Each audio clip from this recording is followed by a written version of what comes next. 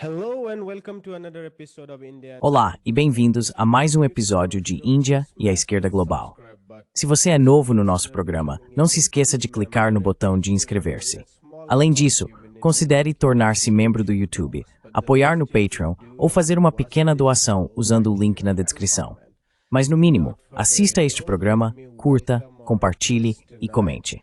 Sem mais delongas, quero dar as boas-vindas ao nosso convidado desta noite, Juan Gonzalez. Juan é um dos jornalistas mais influentes dos Estados Unidos e co-apresentador do Democracy Now! Ele é autor de Harvest of Empire, uma obra fundamental sobre a intervenção dos estadunidenses na América Latina e sua relação com a migração. Há décadas, ele tem sido uma voz de destaque na denúncia do imperialismo norte-americano, da injustiça racial e do poder corporativo. Juan, bem-vindo de volta ao Índia e à Esquerda Global. É um prazer estar aqui. Oh, my pleasure to be here. Eu queria começar com a escalada dos Estados Unidos contra a Venezuela. Mas antes de chegarmos à Venezuela, você poderia falar sobre a política interna nos Estados Unidos que está impulsionando essa escalada que estamos vendo? Assassinatos regulares, execuções extrajudiciais, se preferir, nas águas do Caribe, em águas internacionais. Tudo isso tem sido rotulado como narcoterrorismo, feito em nome da segurança nacional. Se você pudesse destrinchar a política interna em torno da imigração e contra governos e experimentos de esquerda na América Latina, particularmente em Cuba e na Venezuela, e como tudo isso tem sido, recentemente, ou talvez não tão recentemente, empacotado nessa grande narrativa de narcoterrorismo e segurança nacional, isso traria mais clareza para nossos espectadores. That would give some clarity for our viewers.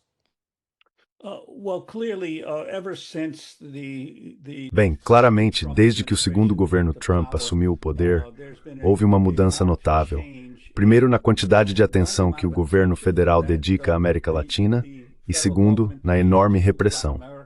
Já houve outras repressões à imigração ao longo da história americana. Isso não é novidade. É possível voltar aos anos 1850 e ao movimento Know Nothing. Ela buscava restringir e criminalizar bloqueios imigrantes irlandeses quando eles chegaram ao país na década de 1840.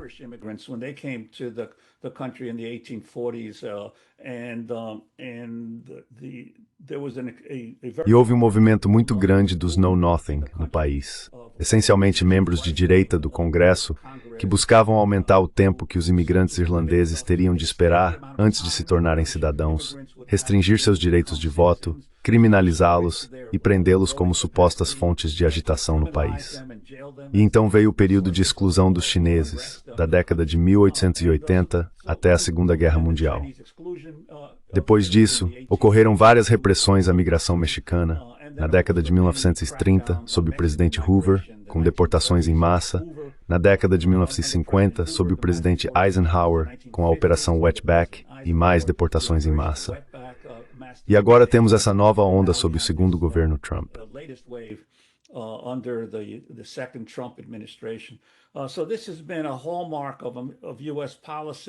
Isso tem sido uma característica marcante da política dos Estados Unidos.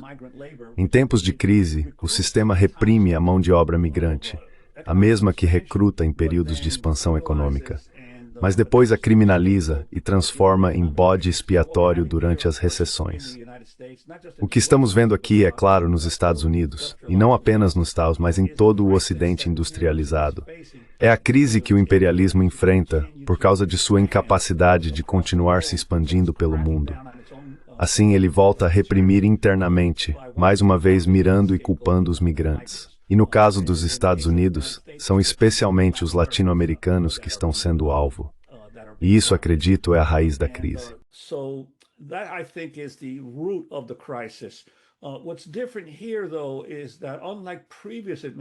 O que é diferente aqui, porém, é que, ao contrário de administrações anteriores que ignoraram a América Latina porque estavam tão preocupadas com o Oriente Médio, ou no caso do governo Biden com a guerra na Ucrânia, esta administração realmente, como parte de sua tentativa geral de erguer barreiras ao comércio internacional, decidiu reafirmar a antiga doutrina Monroe de uma nova maneira. basicamente está tentando restabelecer a hegemonia sobre a América Latina. E acho que isso ficou evidente logo de início, quando Trump, em suas primeiras semanas no cargo, começou a afirmar que iria reafirmar o controle dos assistentes sobre o Canal do Panamá. Claims to reassert U.S. control over the Panama Canal. And by the way, I don't think most people have noticed. Aliás, acho que a maioria das pessoas nem percebeu, mas todo aquele plano dele de fazer a empresa de private equity Blackstone assumir o controle da companhia sediada em Hong Kong, que administra os portos do Panamá, fracassou. Em essência, todo o acordo desmoronou, e não houve qualquer menção a isso na imprensa dos Estados Unidos, porque a China, já que ainda mantém soberania sobre Hong Kong, imediatamente começou a investigar a empresa CK Hutchison, que estava prestes a vender os portos para Blackstone e seu consórcio. E então o Panamá anunciou recentemente que colocou novamente a venda desses portos em licitação. A China está insistindo que quem quer que assuma o controle da CK Hutchison, ela terá poder de veto sobre as políticas da empresa.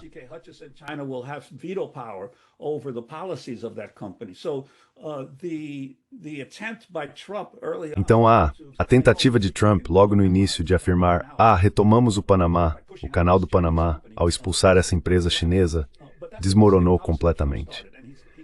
Mas essa é a política do grande porrete que Trump iniciou. E ele está cada vez mais... Agora vemos o que aconteceu com seus ataques militares a pequenos barcos que saem da Venezuela ou da Colômbia e as alegações de que são traficantes de drogas, que é temporada aberta para matar pessoas apenas com a acusação dos Estados Unidos de que são traficantes de drogas. E claro, com as crescentes ameaças de um possível ataque militar direto à própria Venezuela. Eu acho que esse é o verdadeiro perigo que a América Latina enfrenta neste momento. That Latin America faces right now.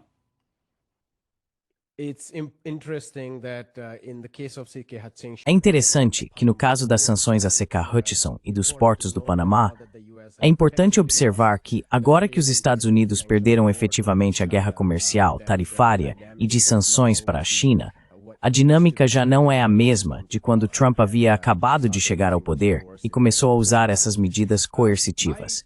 Se possível, dê-nos alguns detalhes sobre a escalada dos Estados Unidos contra a Venezuela, porque estudiosos da Venezuela, estou pensando no professor Steve Elner e em Miguel Tinker Salas, têm argumentado que, embora exista um contexto latino-americano mais amplo, países como a Venezuela e Cuba têm sido submetidos a uma pressão muito mais severa, uma espécie de agressão ou guerra imperial por parte dos Estados Unidos.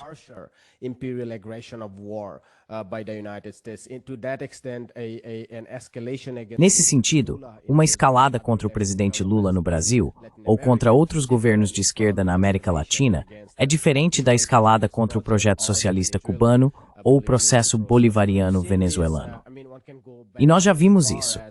Quero dizer, pode-se voltar até 1999, mas pelo menos desde 2015, quando Obama interveio e impôs sanções, temos visto uma série de escaladas de diferentes formas, começando por campanhas de assassinato, sanções, operações de mudança de regime, declarações de que as oposições são governos legítimos e agora as escaladas mais recentes.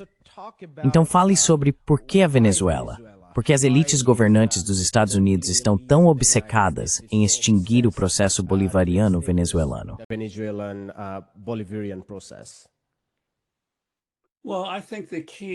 Bem, acho que a questão central, claramente, é a imensa riqueza em petróleo e minerais da Venezuela. Mesmo nos primeiros anos da Revolução de Chávez, a Venezuela ainda vendia grande parte de seu petróleo para os Estados Unidos. Então as empresas americanas ainda basicamente lucravam com o petróleo venezuelano. Mas o que tem acontecido cada vez mais durante o período Maduro é que a China se tornou a principal compradora do petróleo venezuelano, porque, como resultado de todas as pesadas sanções impostas primeiro durante o governo Obama, depois certamente no primeiro mandato de Trump, seguidas por Biden e agora no segundo mandato de Trump, a Venezuela foi forçada a encontrar outros compradores para seu petróleo. Em certo momento, acho que algo em torno de 70% do petróleo da Venezuela estava indo para a China.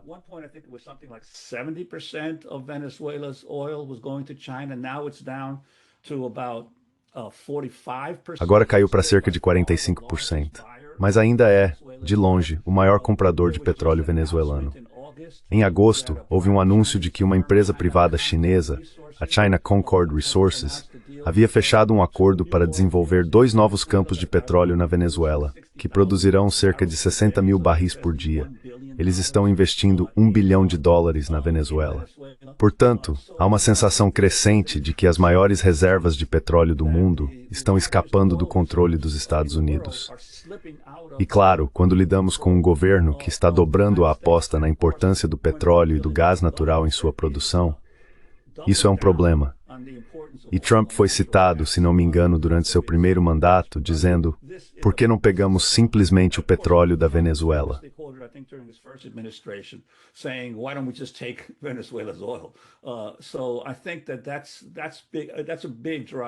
Então eu acho que essa é uma grande força motriz. O que está acontecendo com para onde o petróleo da Venezuela está indo atualmente e para onde, na visão do governo Trump, ele deveria estar indo. Mas sabe, isso faz parte da mudança geral na América Latina, que vai tornar uma nova intervenção dos Estados Unidos na região extremamente difícil. Esta não é a mesma América Latina de 100 anos atrás, durante a política do Big Stick, implementada pela primeira vez por Teddy Roosevelt. Nem mesmo é a América Latina de 50 anos atrás. Esta é uma região muito mais dependente do que era, em geral, há décadas. A China é o principal parceiro comercial de 9 países da América Latina.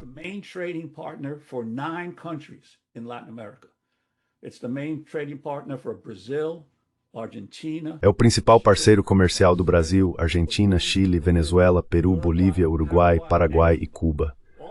Todos esses países dependem mais da China para sua sustentação econômica do que dos Estados Unidos. Esses países não verão com bons olhos uma intervenção aberta dos Estados Unidos na América Latina, e o mesmo vale para o México.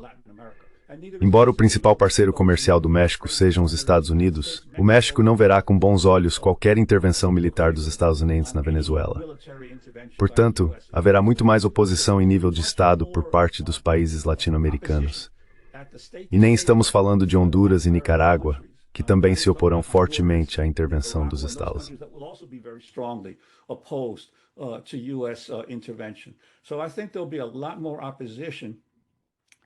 Então acho que haverá muito mais oposição em nível de Estado para Estado.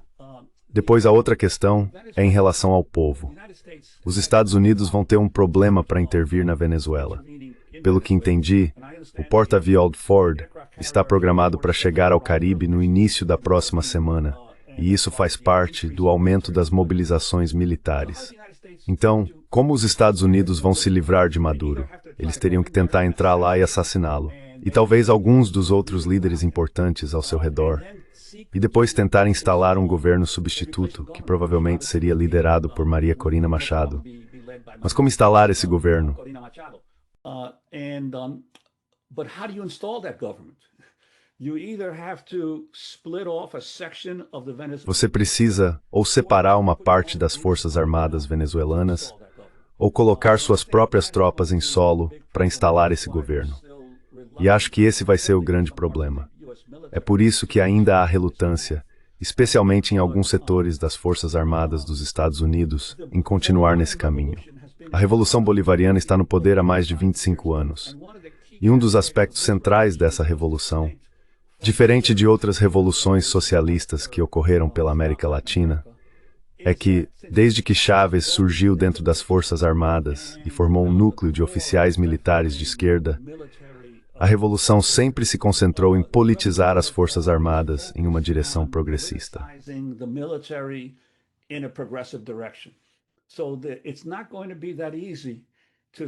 Então não vai ser tão fácil dividir as Forças Armadas, ou há uma forte possibilidade de uma guerra civil, com algumas partes do exército defendendo o governo atual e outras se opondo a ele.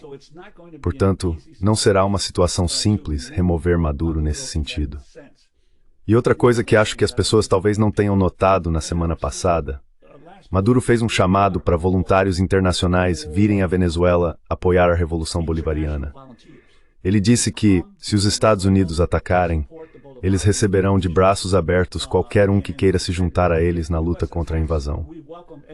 Garanto que haverá cubanos que farão parte dessa resistência.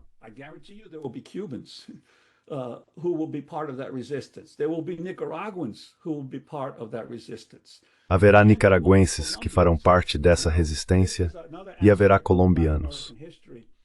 Agora, esse é outro aspecto da história latino-americana ao qual a maioria dos estrangeiros não presta muita atenção. O maior e mais extenso movimento revolucionário da história da América Latina ocorreu na Colômbia nos últimos 60 anos. A Colômbia, novamente, é um país muito grande. Tem 52 milhões de habitantes. É o segundo maior país de língua espanhola da América Latina e está quase no mesmo nível da população da Espanha atualmente. Durante décadas, a Colômbia teve múltiplos exércitos guerrilheiros de esquerda operando dentro do país e lutando contra o governo.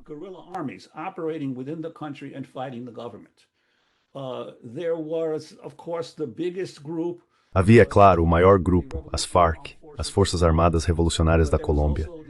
Mas também existia um movimento guerrilheiro M-19, o ELN, o Exército de Libertação Nacional, o EPL, ou Exército Popular de Libertação, e cerca de meia dúzia de outros menores. Todos esses eram grandes grupos guerrilheiros que lutaram contra as forças militares na Colômbia por 30 ou 40 anos. Um deles, o ELN, ainda nunca chegou de fato a um acordo de paz, enquanto os outros já chegaram.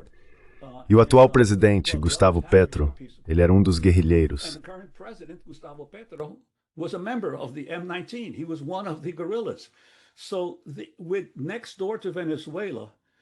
Então, ao lado da Venezuela, há centenas de milhares de ex-guerrilheiros na Colômbia, muitos dos quais acredito que acabarão se voluntariando para apoiar a Revolução Venezuelana. Portanto, essa não será uma tarefa fácil para os Estados Unidos, realizar uma intervenção ou uma mudança de regime na Venezuela, porque no nível de Estado para Estado, a América Latina é muito diferente. E no nível popular, como há tantos movimentos que se desenvolveram na Nicarágua, em Honduras, em Cuba e na Colômbia, no nível de povo para povo, havia muito mais apoio ao governo venezuelano do que em intervenções anteriores dos Estados Unidos.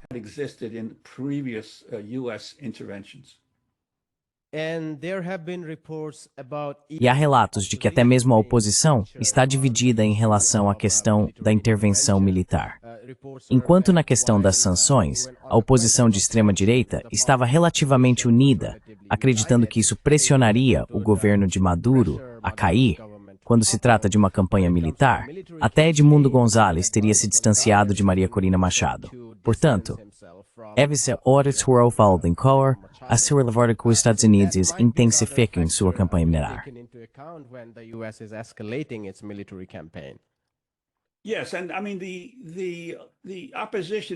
Sim, e quero dizer, a oposição na Venezuela sempre foi muito fragmentada.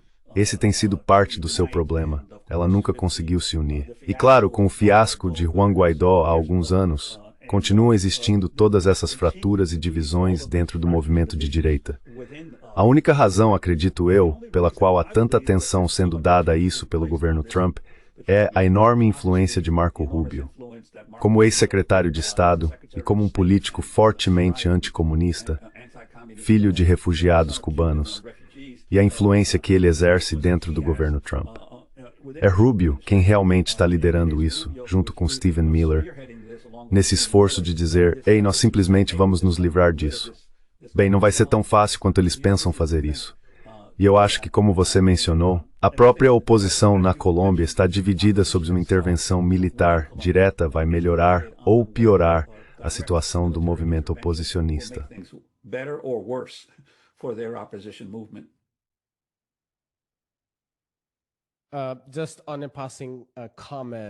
Apenas como um comentário de passagem, achei muito marcante o seu ponto sobre a politização das Forças Armadas na Venezuela.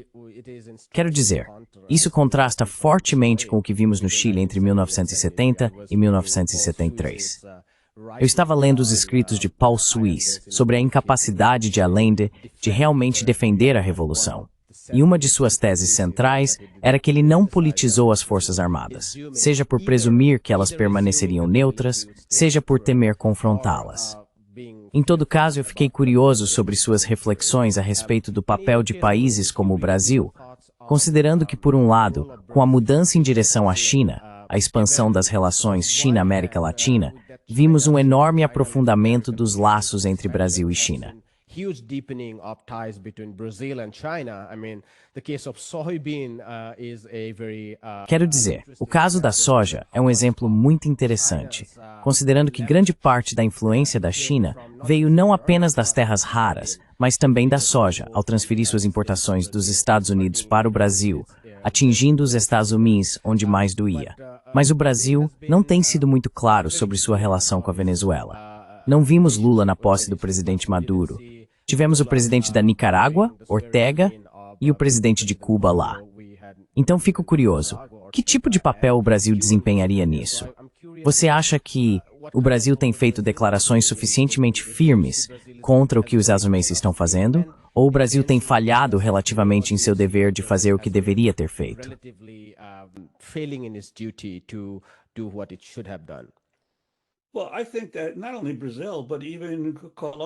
Bem, acho que não apenas o Brasil, mas até mesmo a Colômbia, sob Petro, foi muito crítica em relação aos resultados mais recentes das eleições na Venezuela e manteve certa distância do governo Maduro. Mas acredito que sempre há diferenças, mesmo entre os chamados governos e líderes progressistas da região. Ainda assim, há uma unanimidade relativa quanto à ideia de que a era dos Estados Unidos ditando os rumos da América Latina acabou. E penso que o governo Trump basicamente deu um tiro no próprio pé ao primeiro, aumentar as tarifas sobre o Brasil, e segundo, tentar interferir na situação interna do país, especificamente no julgamento do ex-presidente Bolsonaro por tentativa de golpe. Portanto, não consigo imaginar o Lula de forma alguma apoiando uma intervenção dos Estados Unidos na Venezuela, independentemente das diferenças que ele possa ter com o governo venezuelano. No matter what differences he may have with the Venezuelan government, and I think now will Brazil be perhaps as E eu acho que agora, será que o Brasil será tão ativo em, digamos, apoiar voluntários indo lutar como Cuba ou Nicarágua ou alguns desses outros países poderiam ser? Não, mas eles não precisam ser. O principal é que, como governo, eles certamente vão se posicionar e dizer não a uma intervenção militar ou a uma tentativa encoberta de derrubar o governo. Então, acho que eles vão se manter firmes nesse sentido. E também, o Brasil entende agora, novamente, a China desempenha um grande papel. Ela certamente tem um papel nas Nações Unidas, mas também tem um papel no progresso econômico de todos esses países. E o Brasil entende que seu futuro crescimento econômico está menos ligado aos Estados Unidos e mais ligado a uma ordem mundial multipolar, na qual China, Rússia e outros, como a Turquia, são parceiros mais integrais. This is my penultimate question, and Esta é minha penúltima pergunta, e eu gostaria que você explicasse um pouco sobre a relação entre as diferentes classes de imigrantes ou imigrantes venezuelanos nos Estados Unidos e sua conexão com a política de extrema-direita lá. O professor Steve Eller escreveu que cerca de 15% dos imigrantes venezuelanos têm cidadania norte-americana, e eles vieram da camada superior da estrutura de classes. Pessoas que querem se distinguir, por assim dizer, das camadas mais baixas que chegaram depois, durante as ondas mais recentes de democracia. Eles realmente não gostam do tipo de governo de esquerda em seu país de origem. E é por isso que na Flórida, por exemplo, Trump foi até lá e fez campanha. Agora, é claro, muitos deles ficaram desiludidos. Como um deles disse, estamos todos nos afastando agora. Mas se você pudesse falar sobre essa política de classe, as dinâmicas de classe e a política em torno da imigração e dos movimentos de extrema-direita nos Estados Unidos, isso está tra. and far-right politics in the United States, that would be helpful.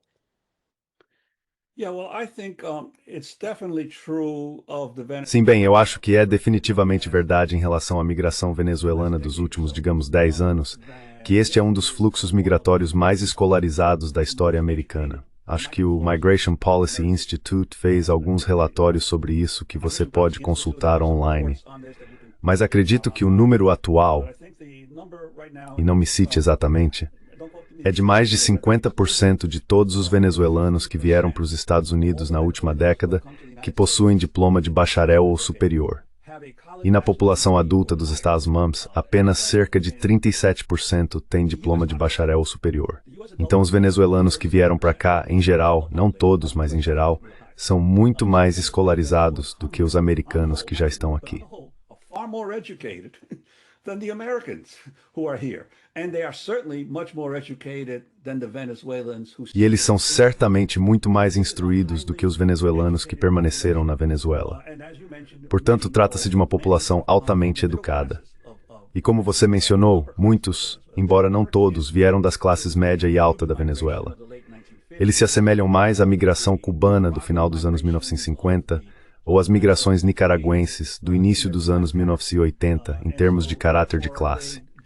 Assim, muitos deles geralmente chegam com ideias antirrevolucionárias ou antissocialistas. Minha expectativa é que, uma vez integrados aos Estados Unidos e após aprenderem o idioma, eles ascenderão, pois vieram com capital humano.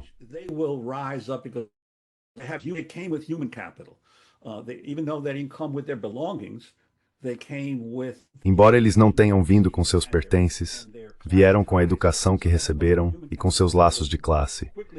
Portanto, possuem muito mais capital humano e rapidamente ascenderão dentro da comunidade latina para setores mais privilegiados. Mas isso não é verdade apenas para os venezuelanos. De modo geral, a migração da América Latina nos últimos 20 anos tem sido muito mais de classe média do que nas décadas anteriores. Isso vale para pessoas vindas da Colômbia e até de Porto Rico. Na década de 1950, os migrantes de Porto Rico eram em grande parte não qualificados e vinham trabalhar na agricultura, em hotéis ou em fábricas. Hotel workers or factory workers. Today, those coming from Puerto Rico, where I was born. Hoje, aqueles que vêm de Porto Rico, onde nasci, em sua maioria têm ensino superior. São engenheiros, médicos, pessoas que, devido ao colapso dos níveis econômicos na América Latina, as classes médias já não conseguem sobreviver, progredir e encontrar empregos em suas áreas de formação. Por isso, migram. De modo geral, acredito que parte do crescente conservadorismo político dentro da comunidade latino-americana reflete uma mudança de classe no processo migratório. Estão chegando pessoas que têm mais fé no sistema capitalista, especialmente da Venezuela. Mas acredito que isso também é verdade em muitos outros países, como México, Porto Rico, Colômbia.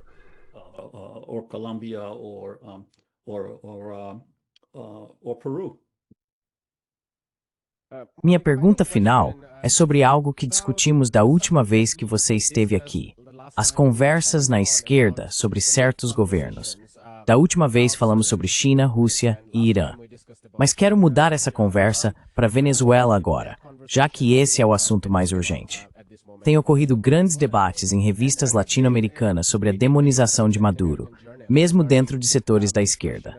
Eu queria saber sua opinião sobre esse debate, especialmente considerando que, em um momento em que os Estados Unidos estão reunindo vastos recursos militares ao redor da costa da Venezuela, e até veículos da grande mídia, como a Bloomberg, dizem que é apenas uma questão de tempo até que uma invasão americana aconteça, e não de se acontecerá.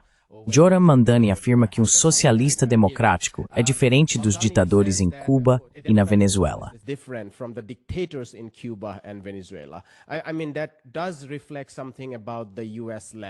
Quer dizer, isso realmente reflete algo sobre a esquerda dos Estados Unidos.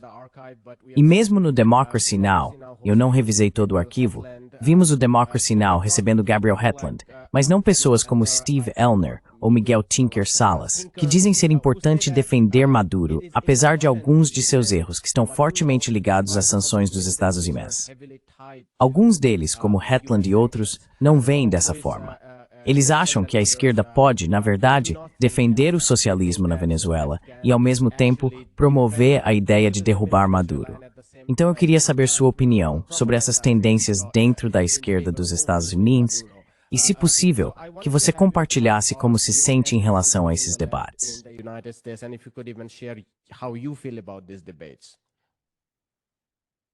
Yeah, well, you know, it's É bem, sabe, I think that Acho que escritores como Domênico Losurdo, que escreveu sobre isso há anos, A Natureza do Marxismo Ocidental, mostraram que os marxistas ocidentais acreditam no socialismo em teoria, mas condenam praticamente toda tentativa e prática de socialismo ao redor do mundo. E acho que não dá para ter as duas coisas ao mesmo tempo. É possível defender um socialismo democrático, sem dúvida alguma. E pela minha experiência, o socialismo democrático é um ótimo conceito em teoria. Mas na prática, o capitalismo vai esmagar qualquer governo que seja socialista democrático, porque ele não opera no mundo real, onde há uma batalha constante entre o capital e o trabalho pela maior liberdade da maioria das pessoas no planeta.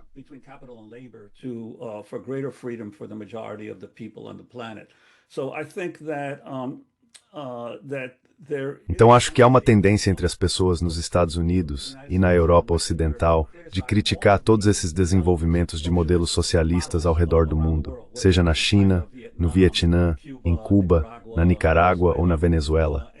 Todos eles têm suas falhas de uma forma ou de outra, mas existe uma diferença fundamental entre eles e o sistema como conhecemos no Ocidente capitalista avançado, que é o fato de que seus governos estão tentando construir uma vida melhor para a maioria de seu povo. E muitas vezes eles conseguem, de maneiras que não recebem muita atenção. Portanto, acho que é possível ser crítico, mas ao mesmo tempo não cair na armadilha de como os movimentos socialistas democráticos podem ser facilmente esmagados quando se tornam ameaças reais ao capitalismo. E a Allende não é o único exemplo. Há muitos ao longo da história, até mesmo entre movimentos social-democratas, que na verdade nem eram tão socialistas assim.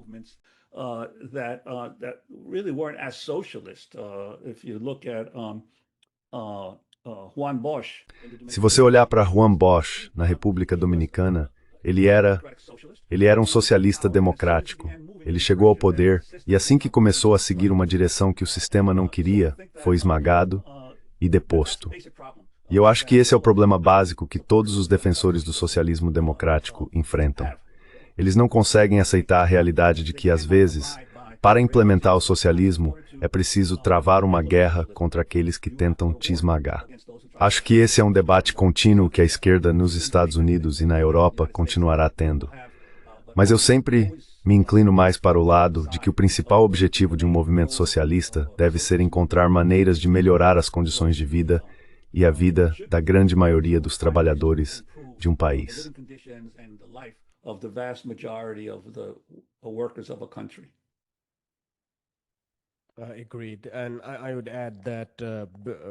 Concordo. Eu acrescentaria que não devemos perder de vista como a escalada imperial torna esse projeto cada vez mais difícil. Porque, quero dizer, na Venezuela, por exemplo, há evidências claras de algumas das medidas que Maduro teve que tomar para lidar com as sanções. Mas vamos deixar por aqui, Juan. Foi um prazer tê-lo conosco.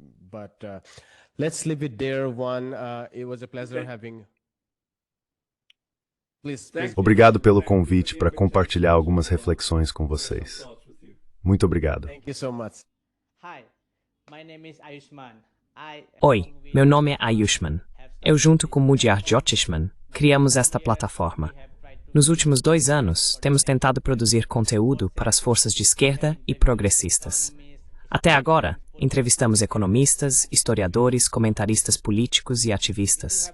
Se você gostou do nosso conteúdo e quer que construamos um arquivo para a esquerda, tenho 2 pedidos para você.